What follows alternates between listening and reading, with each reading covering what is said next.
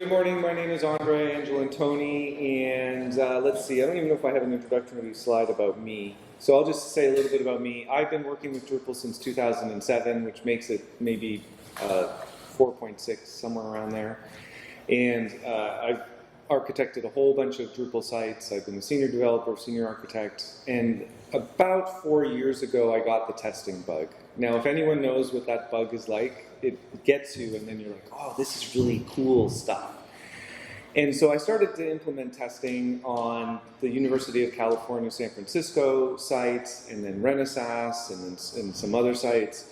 And I realized that I was making the same tests over and over. And thus was born Automated Testing Kit. So in this presentation, we're going to go through roughly why Automated Testing Kit, where is Automated Testing Kit in the landscape of testing. I'm going to give you a brief history of Playwright and Cypress, which are the two frameworks that Automated Testing Kit is written in. Why you might want to use Automated Testing Kit a second time, because I don't know why. Apparently it's automated twice. Really important topic. We'll do some demos, and then I'm going to give you some more resources, and then we'll have a Q&A. Okay, so this is part of a series. So this is kickstarting end-to-end testing with Automated Testing Kit. And then you may also want to, if you're early in the process and you haven't chosen the tool, you should probably watch, should I use Cypress or Playwright? And they're both very capable tools, but they have differences. Then also there's going to be some additional information or this presentation in written form. I did a 3 or 4 part series on the drop times on Automated Testing Kit. So if you want to share it, instead of having someone watch a 50-minute video, you can actually send them to that article. Okay, so let's start off with where is Automated Testing Kit in the testing landscape? And to understand that, it's important to back up and just see what's happened in testing recently. So first of all, it's just gotten much easier to perform testing.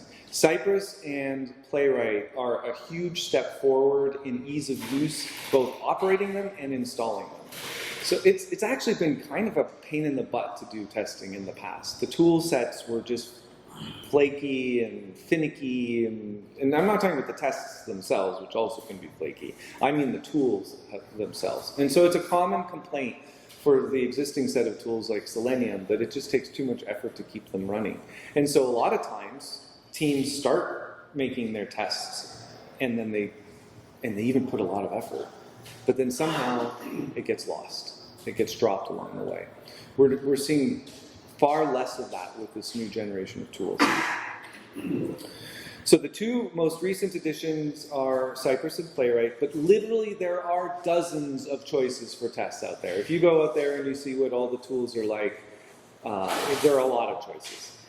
What's happened is Cypress and Playwright have risen to the top for the kinds of user journey testings that a lot of companies want to do. So if you're going to choose to use a user, or to perform user journey testing, which is this kind of end-to-end testing, these two seem to be top of the marketplace right now. Okay, and I already mentioned that. Okay, so what is in the Automated Testing Kit Drupal module? Well, let's take a look. So first of all, that's where it's going to get located inside of your project. You're going to have Drupal module files, Cypress tests, and the helper files. Same thing for Playwright. You're going to have some configuration files. You're going to have some node configuration files, and you're going to have the setup script. So what you do is you install Automated Testing Kit on your site, you enable the module, but then you run the setup script to move the key files into their proper location. And you're unlikely to run both frameworks. So the script has a switch and you say whether you want to do this for Cypress or you want to do this for Playwright. And that's where they're going to go ultimately in the final project on the right-hand side. So what kind of testing are we talking about? Right here. I'm going to give you just a second to grok that slide so you see where we are. Oh, by the way, if you have any questions, I prefer them in the middle, because if you have the question, it's likely that other people will. So just raise your hand and we'll Does it go only to support, it. only support Drupal, or is it support other CMSs? Right now it's only Drupal. Yeah. So actually, that's a really good question. And you're not a plant. So what we're doing here is what I guess colloquially call extreme white box testing. The test runner and all the functions that we've written, all the helper functions, are able to communicate with the target website. That allows us to do a whole bunch of things. We communicate if it's on Pantheon, we set up an SSH tool. Well, on Pantheon it's Terminus, or we set up an SSH tool for other ones. Because we have access to the target, we can do things that other testing frameworks may not. So I'm going to hold off on saying what those are, but that's one of the best, because it'll come up as the presentation goes. But you're going to see some pretty unique features that make testing a lot easier for teams.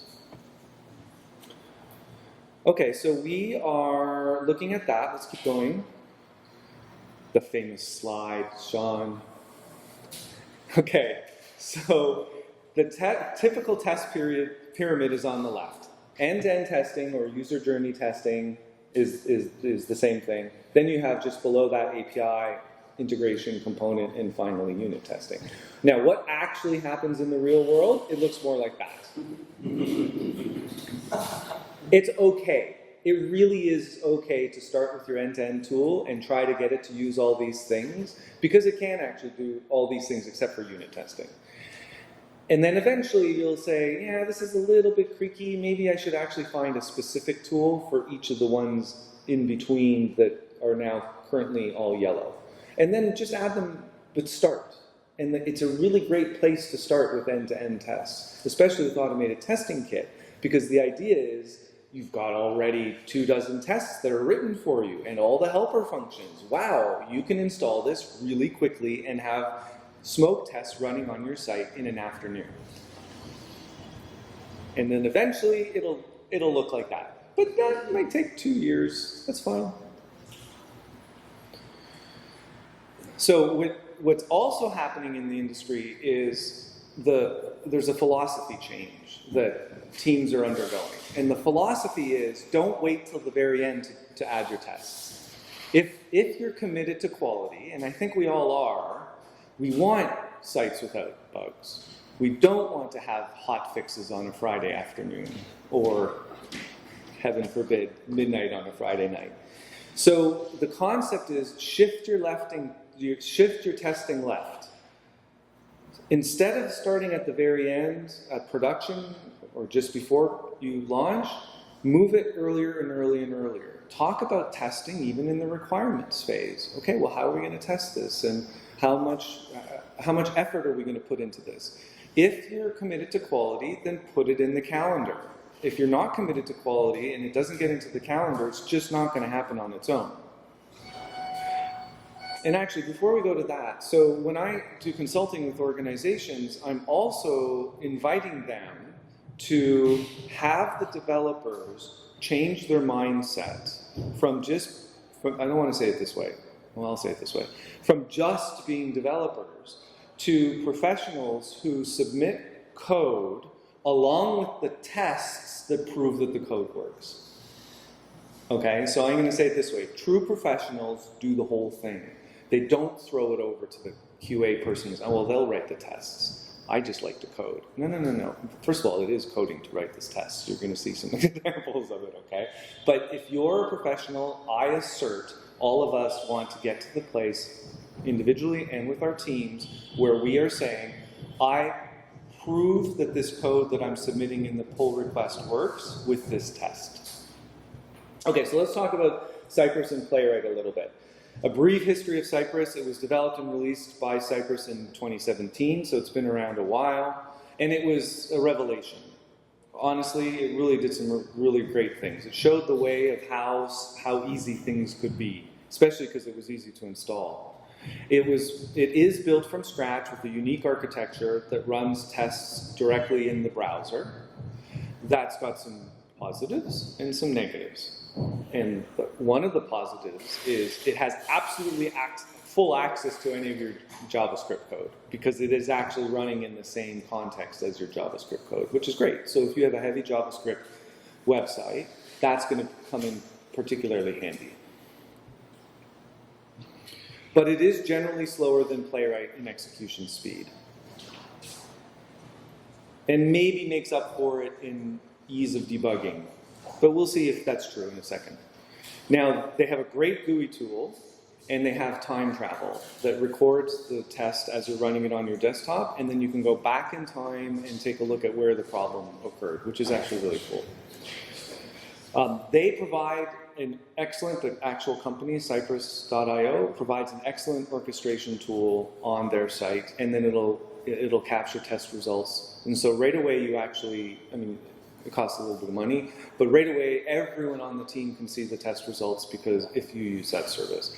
So in all of these, if you don't use some sort of service that collects the test results, then only the developers see the results, or they're trapped in your CI/CD system somewhere.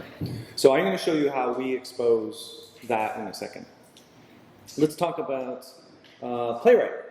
So it was developed and released by Microsoft, and it was forked from Puppeteer. So Puppeteer is still present, still very popular, and but it only works with Chrome. So what Microsoft said is, well, that's no good. We should have a tool that works with lots more things and lots more languages. So they forked Puppeteer to become Playwright.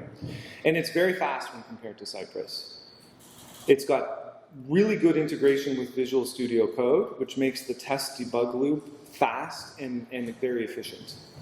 And honestly, a pleasure to work with. And I'm going to actually say that debugging is notably easier than Cypress. I'm not going to say, sorry, than with Cypress, yeah. I'm not going to say exactly why just yet, but hold that thought. So here's how it looks out in the marketplace. Cypress is blue, and Playwright is orange. And until Playwright came on the scene, it was, wow, Cypress was the bee's knees. Because Cypress made a few architectural decisions that, in my opinion, are kind of biting them in the butt a little, some teams are switching from Cypress to Playwright, actually quite a few. And it's so much faster than Cypress, which actually makes a difference when you've got 1,000 tests. So here is an example. 72% faster for Playwright. Now, if you go to that link, the person who wrote that had a team who was using Cypress, and they were able to move to Playwright using the bots. The bots just rewrote all their scripts within 2 weeks. So if you ever are in a situation where you need to use scripts and apply them to your site, the bots are awesome. They know about both of these tools.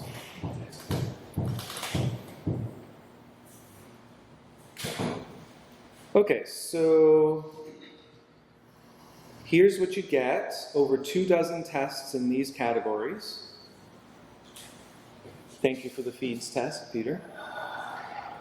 If you have any tests and you're using Automated Testing Kit, please, we would love to add them. Like if we can get people submitting them, then this will just keep growing and growing and growing. So the vision is, can you get at least smoke tests within a couple hours on your site? That's the vision. Will you define what a smoke test is? Sure. As opposed to other normal tests. Yeah. So, big woodpecker. A smoke test is the tests that are they're verifying the functionality of key parts of your website. So think about going wide instead of deep in terms of testing. You want your smoke tests to run within 10, 15, some people say 20 minutes, but the point is that within 20 minutes, you've tested all the main things to know if there's something horribly wrong. That's the smoke test. And then you're still going to run the full suite of tests, but at different points in the development cycle. Does anyone know where the word smoke test comes from? There's smoke, there's fire. Do I have an image? Thought I had an image. Okay, I don't have an image. So it's kind of a joke because with hardware, when the engineers would make new hardware and they would plug it in, and then something would break and smoke would come out. And so they said, oh, it was a smoke test. Obviously, you don't want the smoke to come out. And so the second part of that is that clearly all electronics run on smoke, and you can't let the smoke escape. That's the origin of the smoke test. Okay, so then you get, I think there are more than 17 now, so that slide should be updated.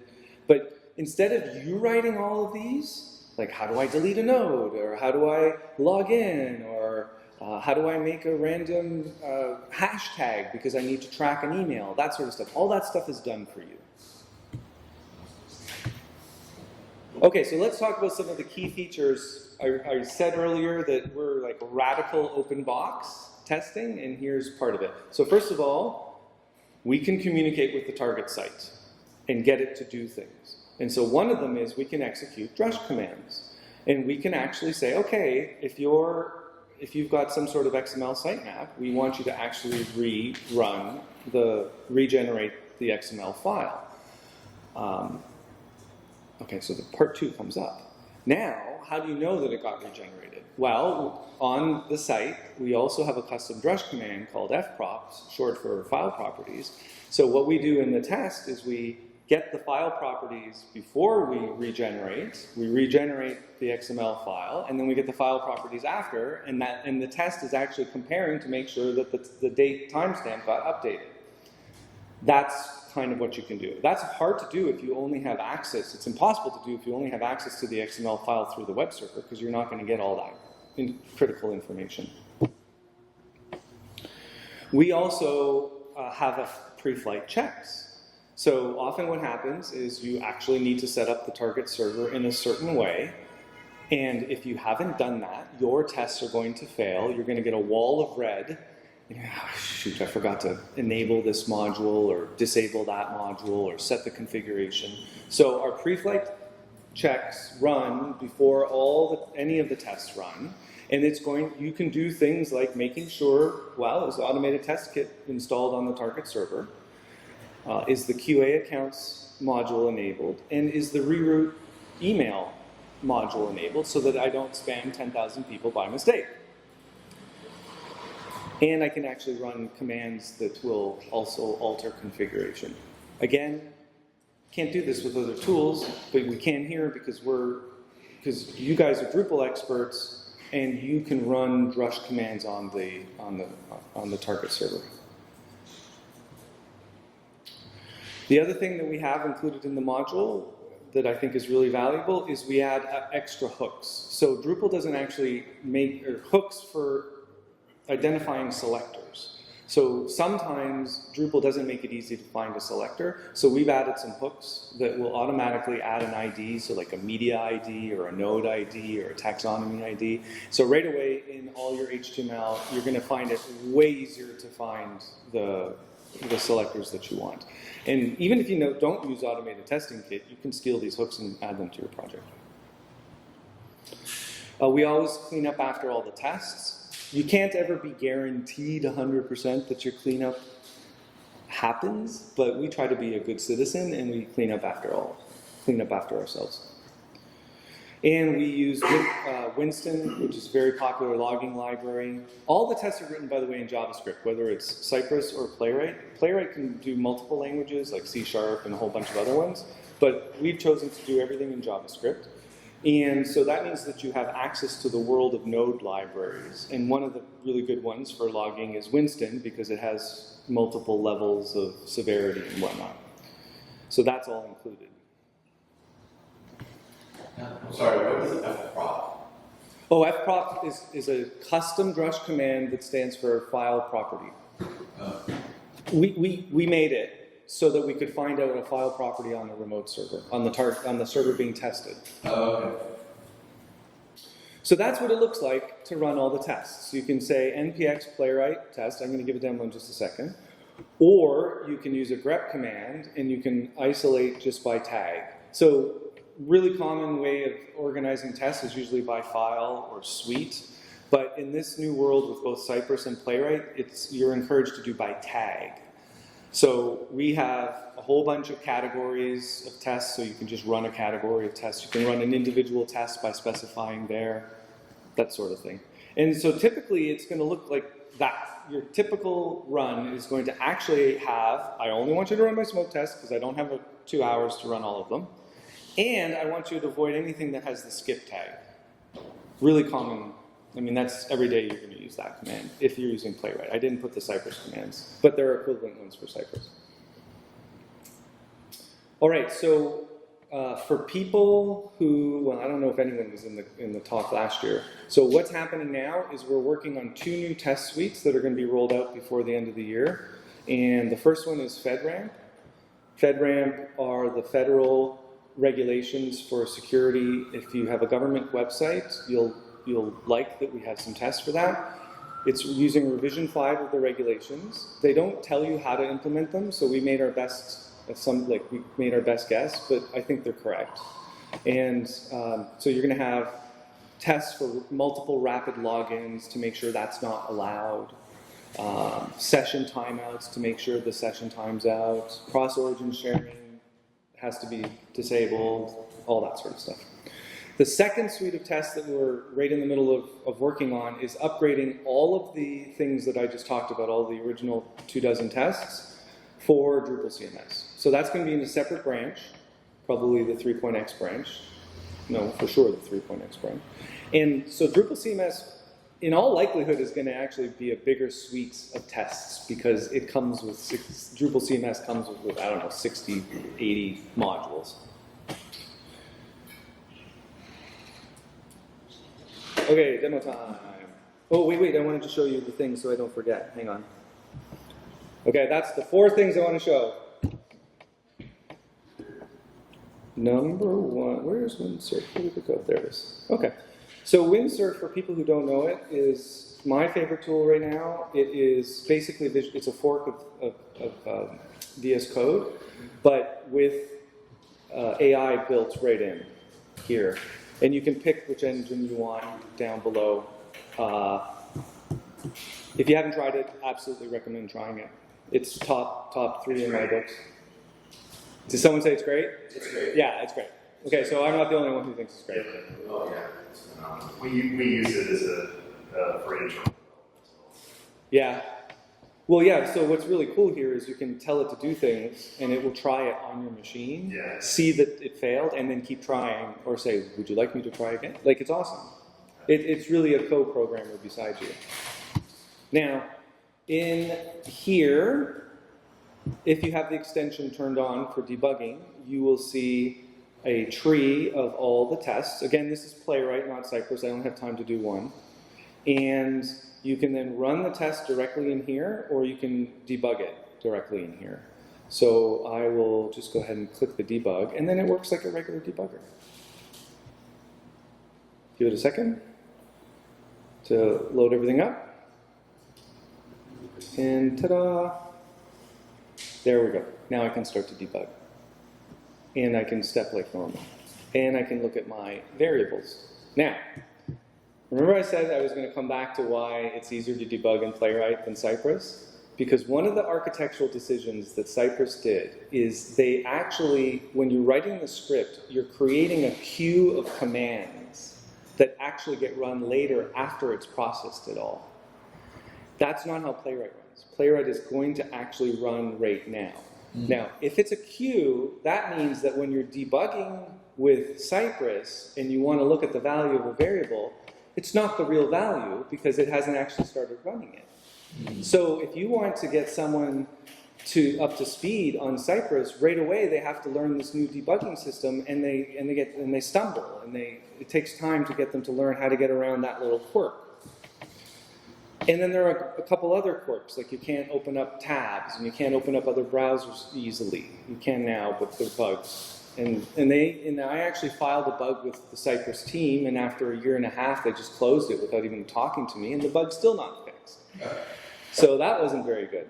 So I like Cypress because it showed me, I got super excited. I had no idea that Playwright even existed because it showed the way. It really paved the way. But these architectural decisions turn out to be too much friction to bring a new person on board. And so for all my engagements, we recommend Playwright. Now, if you really don't want to get sucked in completely to the Microsoft world, Cypress is a fine product.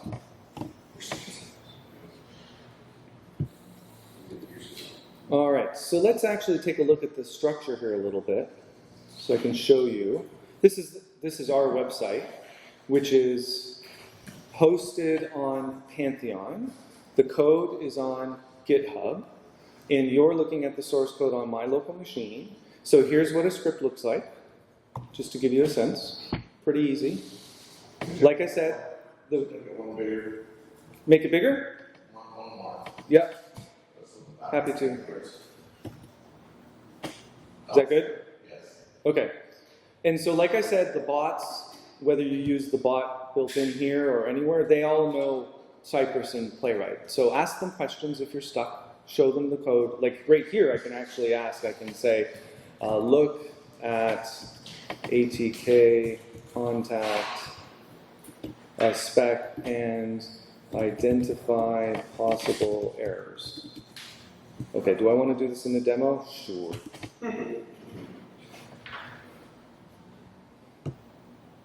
It's now reading it. And so what's so nice about Cascade, which is their name for their LLM, is it has access to all the files in your project. And it was one of the, now everyone's going to eventually get there, but it was one of the first tools that actually had access to all the files. Oh, that's fine. Potential race condition. Oh, we should take a look at that. By the way, I've never done this for this command, for this file, so I'm learning something new. So you can, between automated testing kit and the bots, you can get your team going lickety-split, for real. All right, so let's keep on looking at the file system so that you see how everything is. So recall that I'm now in the root here, and after running the setup script, the scripts end up for Playwright in test off the root, okay, and in Cypress off the root. So we, obviously, because I have to do demos for clients or potential clients, so we're running both Cypress and Playwright, but that's not what you're probably going to do. You'll pick one or the other. Okay, let's see, what else do I want to show you here? Let's go to the configuration file. Get rid of that. So in the configuration file, it actually looks a little bit hairier than maybe it will be for you, because we have everything turned on because I got to demo it. You probably won't have all this stuff here. But the key thing is that around line 75 or so, you need to make sure that you set the base URL because it needs to know what the target is. So before you start running your tests, you go in there, you set your base URL. Same thing for Cypress, so this is very much in common. And then we have a whole bunch of other stuff. We also have turn on the tracing if the test failed and it's on the second attempt. We also have create videos of everything as you're running the test, but discard them if the test is successful. Only retain them if they're a failure.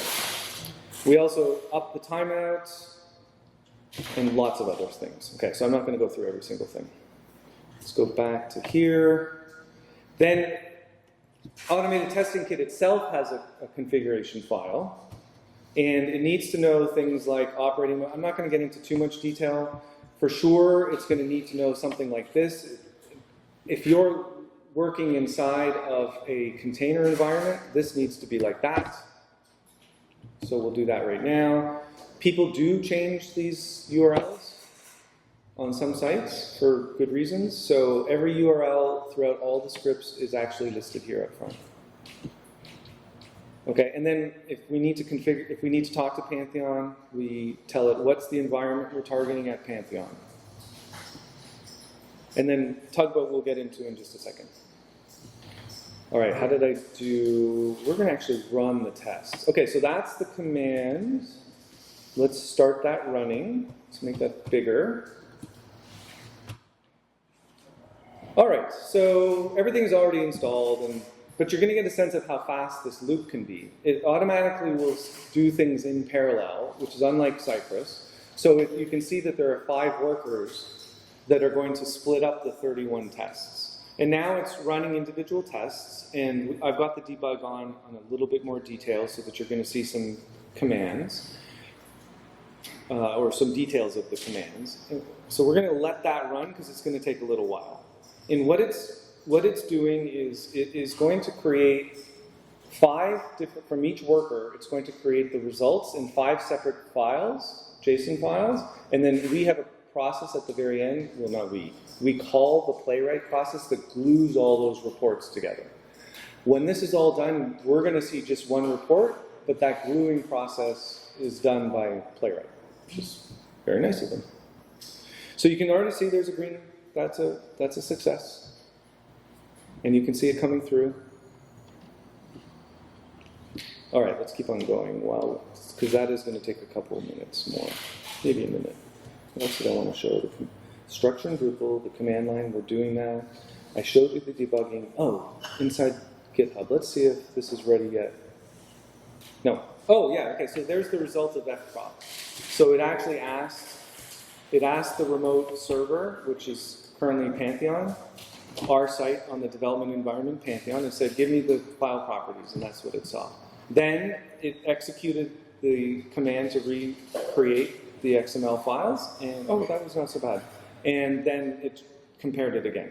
So we're failing some accessibility tests. You can see that. And got some greens on other ones. So not bad. Not bad. Often it takes a little while to fix the accessibility, so we would probably say that's good to go. It's good to go to production. If I click on one of these tags, like, oh, I don't know, let's look at this one. That'll filter just to the category of tag. Or, let me get out of that. Maybe I can just do this. Yeah, okay. So let's take a quick peek. I'll come back and I'll show you. I don't want the recipes. I want to show you under tests. What are some of the categories? Lots of documentation to help you.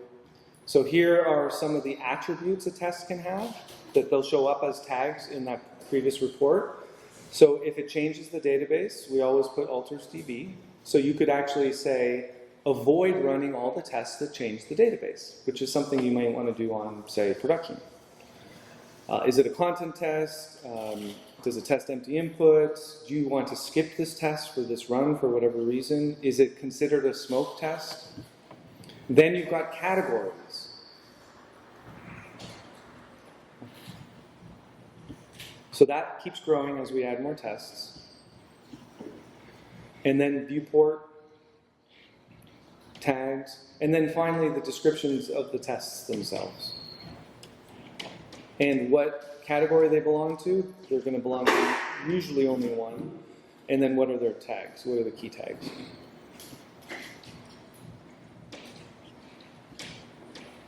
Okay, so let's do the 4th piece of the demo that I wanted to show you,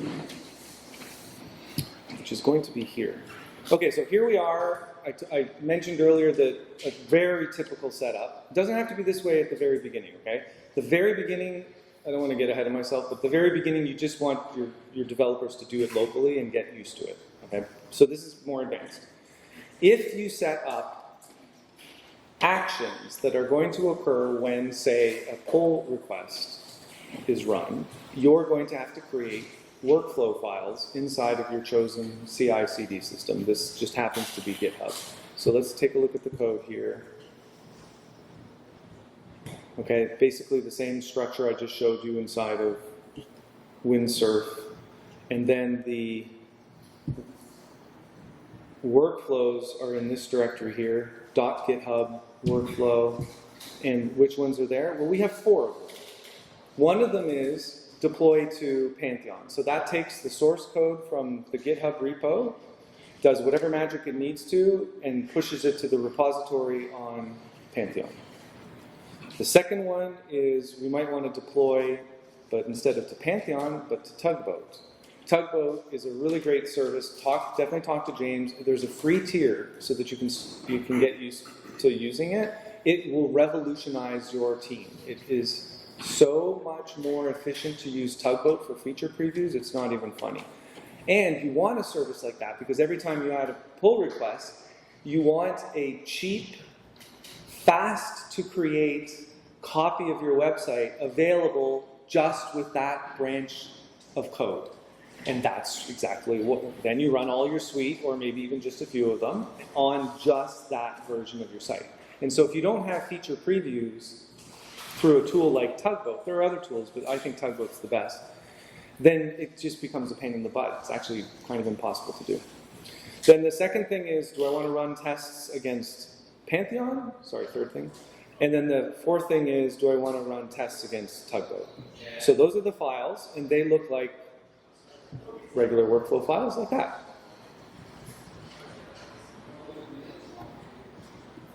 So it's going to set some variables. Some of the variables come from within the script itself. Some of them come from the environment, because you never want to put keys and passwords and that sort of thing inside of your script.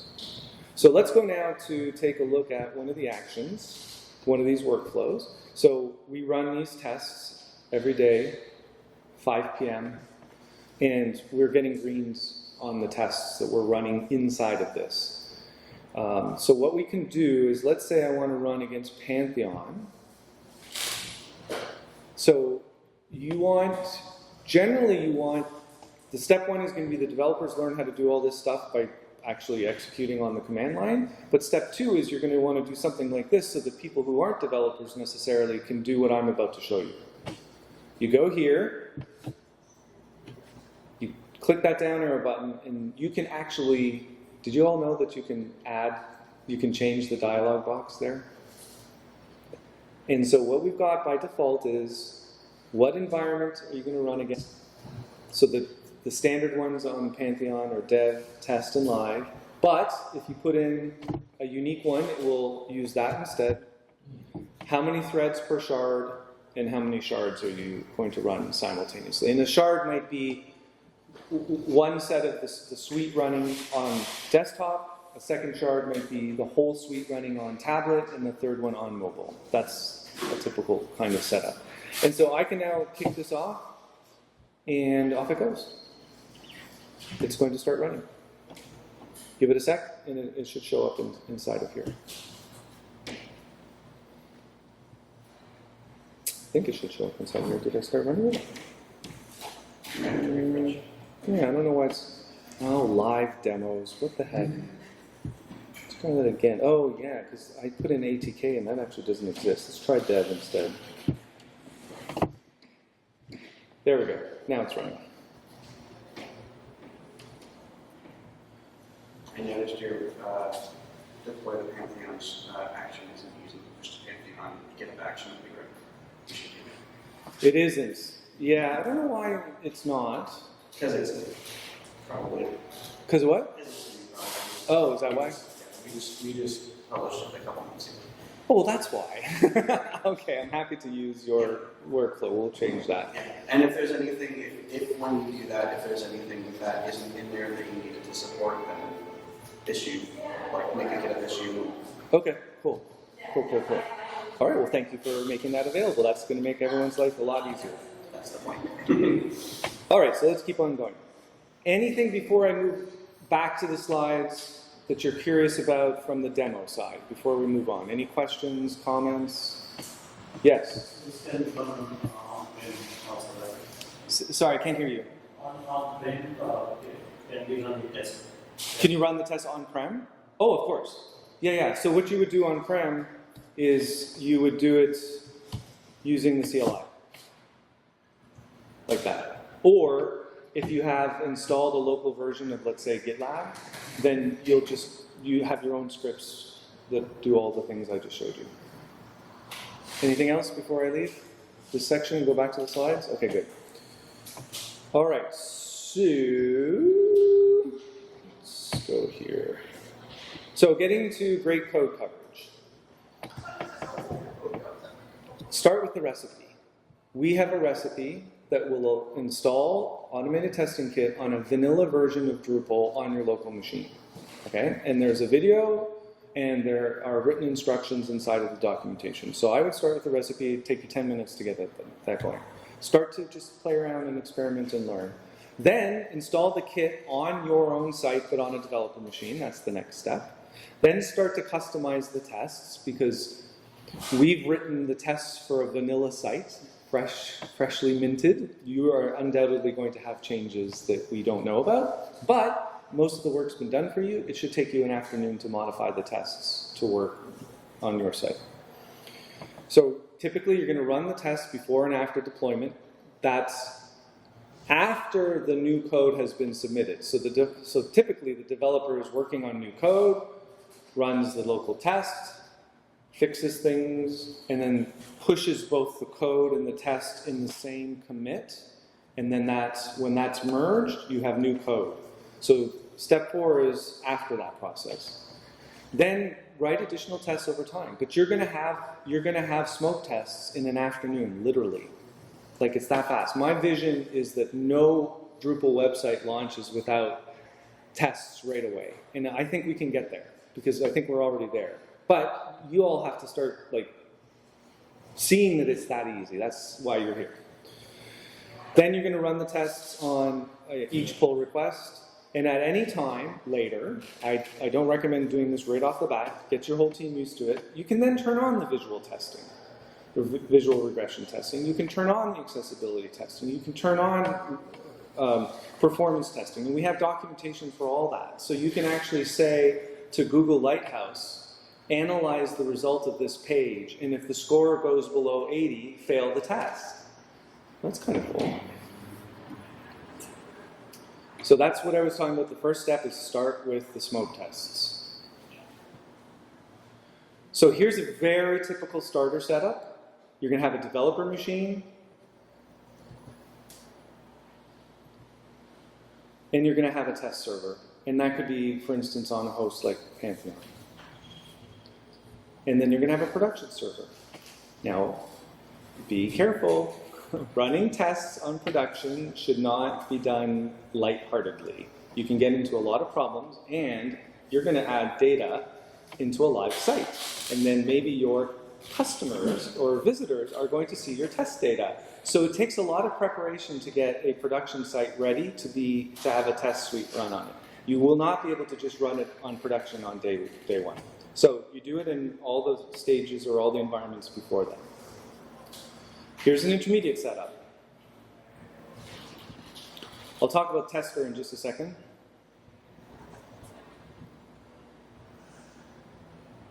So you're going to maybe introduce a test case management tool. I really like Testiny, but the world is full of them. What I really like about Testiny is they give you 3 accounts off the bat for free, which is enough to actually be useful inside of a team.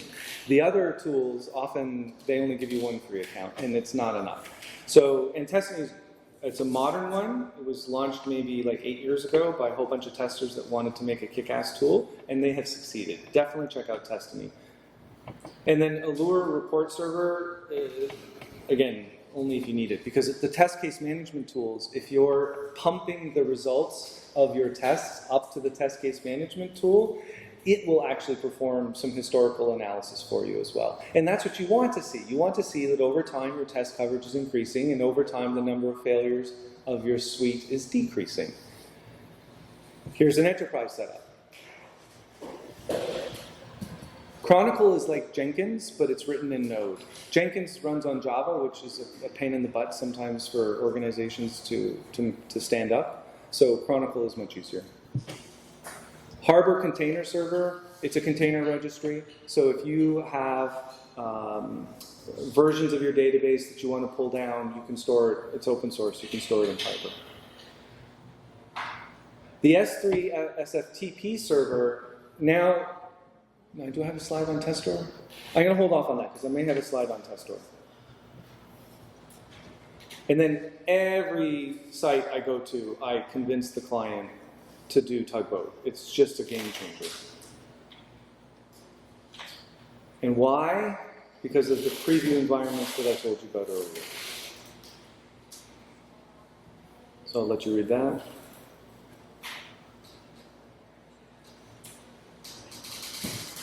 Okay, we talked about this, running the test upon a pull request. So that's what it typically looks like. Commit the code, create the pull request, the entire test suite is triggered, or you can just send along just the tags of the tests that you want if you don't want to wait 3 hours for the tests. Yes? Are you running any of these tests on Tugboat itself? Because you can do that, right? I mean, run the tests on the Tugboat environment on the pull request. Yeah, you could, but it turns out it's easier to run it on GitHub if you've got lots of minutes. Okay. It's not really set up for it. You can, and it's not set up for it. Okay. Yeah. Okay, some of the test case management tools out there, some of the popular ones. All right, yes, I do have a slide on Testor. Great. So one of the hassles with working with websites is moving snapshots around. So we made a command line tool, open source, free to download, called Testor. And Testor will pull snapshots from your production site. It knows how to handle Pantheon. It'll pull the database snapshot. It'll pull the files snapshot. Optionally, do some sanitization on it if you want, because you can run a script of SQL commands that clean up the data. And then you can push it to a snapshot server, which is just an S3 bucket or an SFTP server, with a label. And you can have as many snapshots as you have room to store on your storage server, on your snapshot server.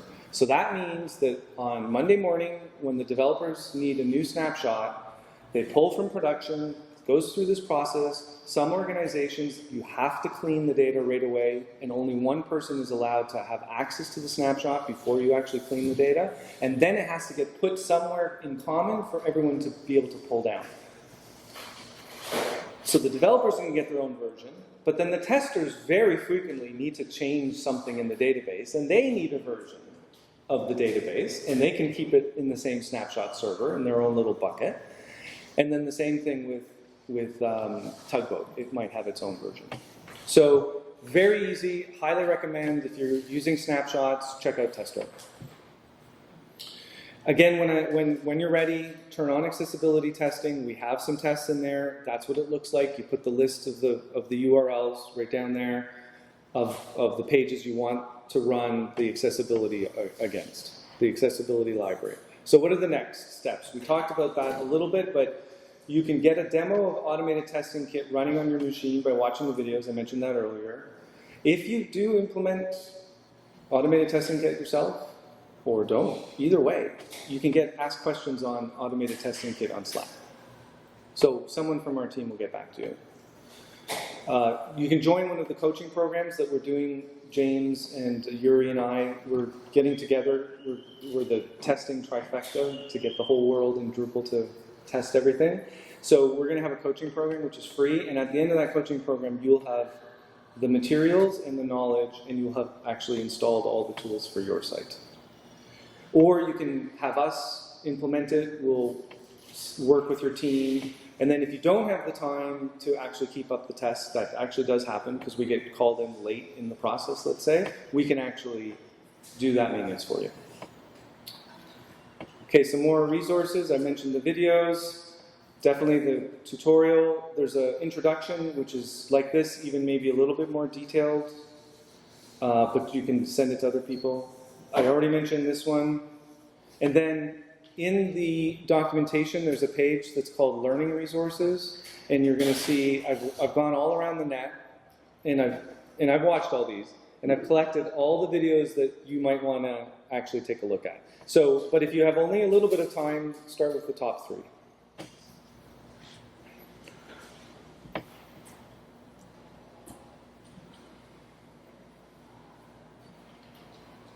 Okay, and then for visual regression testing, again, once you've got your main testing going, this is where you take a screenshot of the web pages, and you do want a tool that's forgiving. Like if it's off by a pixel, don't fail the test. So you need to be concerned about that sort of thing. So you can do that sort of visual regression testing. I'm not going to go through too much detail. I want time for a few questions. Or you can just turn on Diffie, and he's got a great UI that makes it super easy to use.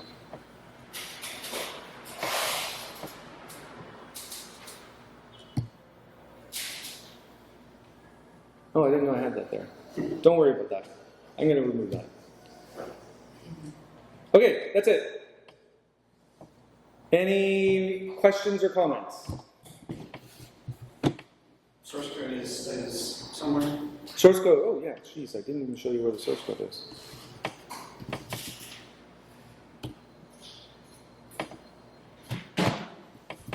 Right there. Automated testing kit on Drupal.org. So yeah, just download. We don't have a WordPress version. Yeah, we're not gonna. I'm wondering how much I could use that and maybe figure out how to adapt it to WordPress. Undoubtedly. People have asked us, but we're small. We can't put all our marketing dollars everywhere. So it has to be Drupal for the next 2 years minimum. Yeah. You had a question? Yeah, so about accessibility, the accessibility tests can also be triggered, right, from the internet. Oh yeah, we have tests for accessibility inside here, yeah. How does it actually work? Well, it runs, there's a library, the Axe library, which is always kept up to date, and you set the degree of sensitivity and what standard you want to use, and then it will pass or fail your pages, and give you a score too. Right, so does it allow to sort of set whether I want WCAG, WH, or Oh yeah, absolutely. Yep. Yeah. But these tools that go every night and they do it like Site Improve, they're actually pretty valuable because they have the report that's available for the whole team to see. Whereas if you do all the things yourself, like as a developer, I'm going to put everything in the CI/CD system, then now you have to worry about the reports and who has access to them, and it's not easy necessarily to do all that. So some of these external tools make life a lot easier. Yes? So you also mentioned about performance testing. So is there to what level? Let's say if I have some memory in my code, will it be there? Wait, if you have some kind of what in your code? Memory leak. Oh, a memory leak. So, okay, so the question was about performing, I forgot to repeat these for the audio. The question is, if we turn on performance testing, what is it going to find? This is the performance of the page rendering. So whatever a browser can see is what will happen. If your memory leak is causing the page to draw slowly, it will get a bad score for page redraw time. And it is using the Google Lighthouse library, so you'll get multiple scores. And then you say, what is the threshold below which is considered a failure? So, yeah, it could probably tell you if there's a memory leak if you're doing just the right thing with your test. And that's the value of having a user journey test as opposed to just a snapshot test. Did it work or did it not work? Well, because then you can do things like that. Well, what if I go add 100 products to the cart? Does it still work? That kind of thing. All right. Thank you.